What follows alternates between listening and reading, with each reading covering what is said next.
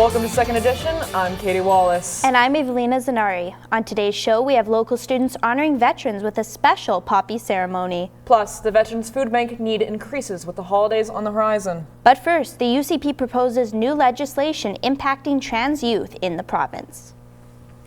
The UCP is facing backlash after tabling controversial gender policies in the Alberta legislature. Premier Daniel Smith announced a trio of bills Thursday targeting transgender and gender-diverse youth in the province. The legislation would prohibit sex reassignment surgery for minors, require parental consent for pronoun changes in the classroom, and restrict trans student athletes from competing in the gender division of their choice.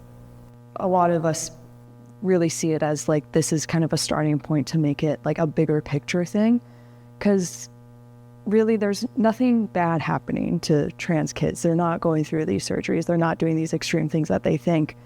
And this is just kind of like a build up to start putting in more bills and policies to prevent like trans care for like the general public, not just younger people.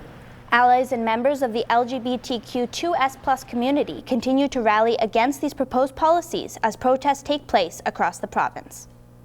A week of remembrance in Edmonton as the ceremonies are being held to honor Canadians who have served our country. Hundreds gathered at Beechmount Cemetery to recognize our fallen military and to educate students on the sacrifice veterans have made. The event is organized by No Stone Left Alone Memorial Foundation, founded in 2011 because of the simple question, why don't they all get one? Today, it's grown into a global movement where students of all ages come to place poppies on the headstones of veterans. Well, students are tomorrow's adults. They're tomorrow's soldiers, sailors, airmen, and airwomen, and tomorrow's parents and grandparents. And we need to carry on the tradition of, we didn't get here by ourselves. We didn't get the Canada we have today just by accident. I get to spread kindness by representing them and praying for them. The City of Edmonton will hold its annual Remembrance Day ceremony next Monday at City Hall, starting at 10 a.m. Edmonton's Veterans Food Bank says it's in need.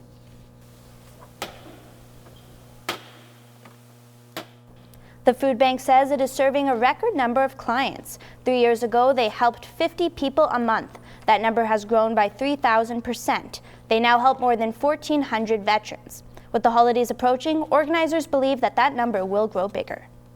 The cost of food has gone crazy right now. People can't afford to eat. You can't afford to buy fresh vegetables, fresh fruit, anything. The price of everything's gone up. So we're trying to fill the gap and trying to help them get through this as best as we can.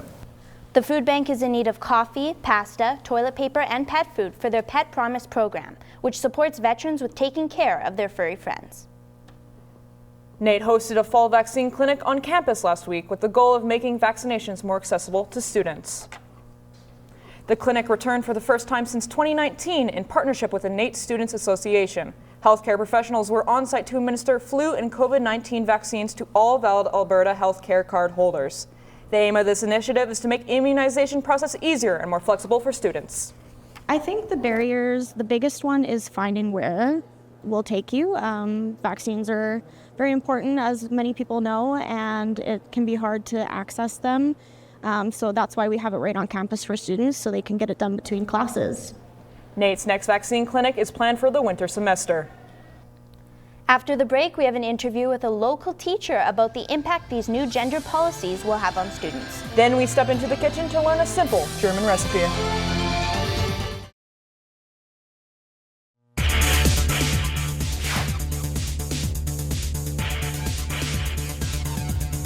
With the aftermath of the UCP's decision, we're going to take a closer look into the gender policy. Our own Seth Shulak interviews a local teacher with their thoughts on the matter. Hello, I'm Seth Shulak of Second Edition, and today I'm going to be interviewing a teacher named Dustin Peranto on what he thinks about Bill 27. Hello, I am joined with Justin Peranto. Justin, how are you doing today? I'm fine, thank you, Seth. How are you? I'm doing quite well.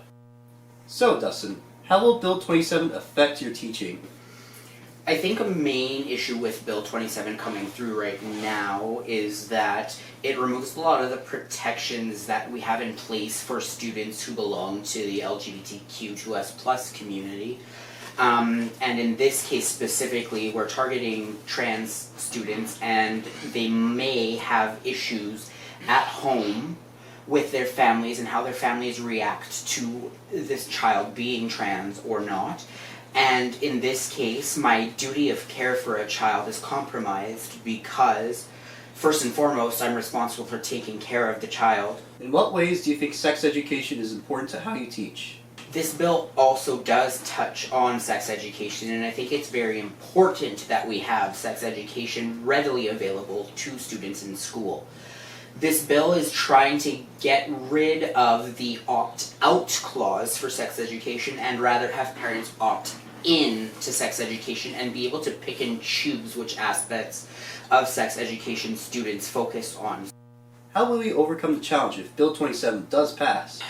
Again, I think as a teacher I have a duty of care to students. So if Bill 27 does pass and it really does restrict the amount of sex education that a child receives, or it creates the barriers for teachers to have to notify parents if their child chooses to go by a different name or gender pronouns, it really causes some issues for these students, and overcoming them in the way of having to protect these kids first and foremost and making sure that they are going to be in a safe and secure environment. Well, there you have it. Dustin Pronto gave us thoughtful insight on what he thinks about Bill 27 and the questions I provided. See you guys next time. And now we're about to head into the kitchen with Ryan Weisner to make some rouladen. But before we get cooking, our own Taylor Winnie Hughes shows us ways to overcome seasonal depression. I'm Taylor Winnie Hughes, and I live in a basement. The lack of sunlight is said to make seasonal affective disorder worse, but nobody wants to go outside in the winter. So I'm here with some of my tips and tricks on how to get through your have-tos and want-tos without going outside and still feeling happy this winter season. So let's talk have-tos. Have-tos are the things we have to do every day, like get dressed, brush our teeth, make a lunch, eat, that kind of stuff. For the have-tos, there's a hierarchy. Number 1, make it fun. Like a handstand. Number 2, make it easy. And number 3, make it routine. And you have to do it in that order. Make it fun first. If you can't make it fun, make it easy. If you can't make it easy, make it routine. Low sunlight means a lack of vitamin D. And vitamin D is important for serotonin, which makes us happy. So that means you need to find a different way to get your vitamin D. For me, it's vitamins. Honestly, the best part of my morning is getting my multivitamin.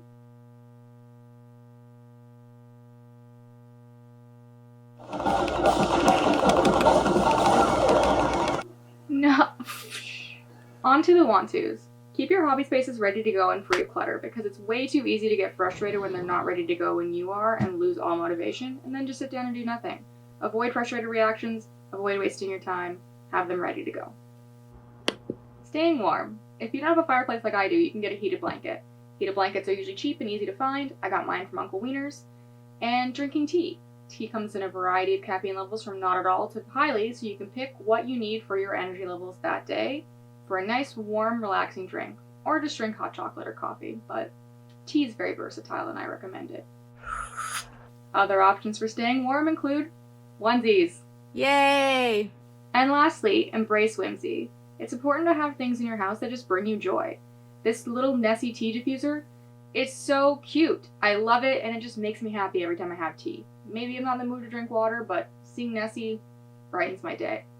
I have lots of other cute kitchen utensils, like all of these ones hanging on my fridge. My bottle openers and my little measuring spoons. I have other Nessie kitchen utensils too. The sky's the limit, just pick what makes you happy. This is Taylor Winnie Hughes, and you're watching Second Edition.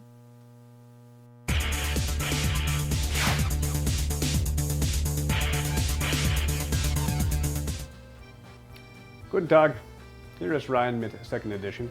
Oh. It's Ryan here with Second Edition, and today we're going to make some rouladen. Now, a lot of people think German cuisine, they think of the schnitzel, they think of the bratwurst, but not a lot of people consider making rouladen, and I'm sure you've had it. So it's basically flank steak wrapped around pickle with some bacon, some onion, some mustard. What could go wrong? We have some flank steak that we've got from the Nate Artisan Market, shameless plug. And we have some mustard, any Dijon will do. We have 1 oil, 8 slices of bacon, 8 pickles, and 2 cups of broth. Salt and pepper for flavor. Grab your meat tenderizer, let's get started. A quick few taps with the meat tenderizer. If your meat is sitting above a 1/4 inch, you're going to want to tap it down to around that 1/4 inch mark. Mine from the Artisanal Food Market is sitting about there, so we're good. Chop up your bacon into small slices. Grab a fresh cutting board for your vegetables. You're going to want to julienne the onions. Cut them really thin, tip and tail them pickles, and julienne those as well. And next, you're going to add some salt and pepper for taste. Add about a teaspoon of mustard on here, slather it on, and spread it nice and thick. Next is assembly. So grab your onions, spread them across nice and evenly next to your pickles, and then of course your bacon. You're going to want to spread it nice and thin so that it's easier to roll. And speaking of rolling, you're going to want to grab it and tuck it, pull it towards you as you press down to make it as tight as possible. Tuck the ingredients in if they spill out. This is going to be a nice packed roll. And onto the oven, we're going to heat oil on a medium heat and layer out the rouladen as spacious as you can. Do it in a couple batches if you have to, but we're looking for a nice brown on each side. Flip them a couple times and into a 375-degree oven for about an hour and a half. And once they're out of the oven, they should look something like this and should be ready for slicing. Pull the toothpicks out and make sure you slice them seam side down. This is going to help them stay together. Gently pinch them with your fingers to get a nice slice. And if I make a mistake and drop some on the floor, not to worry. I have a few helpers in the kitchen who are glad to help me clean up the mess. Now, as far as plating it goes, I made myself some mashed potatoes on the side here. You can have some spätzle or you can do some red cabbage, but it's really up to you. It's a nice addition to a Sunday evening or even a Christmas dinner. And there you have it, authentic German rouladen. From 2nd edition, I'm Ryan Weisner.